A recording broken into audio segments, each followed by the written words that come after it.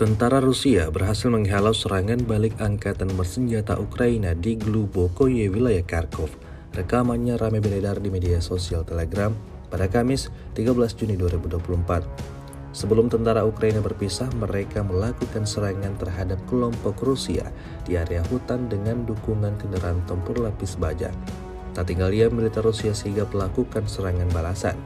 Akibatnya, peralatan militer mereka dan personel militer musuh mendapat serangan paling parah dari artileri Rusia yang disesuaikan dengan bantuan UAV.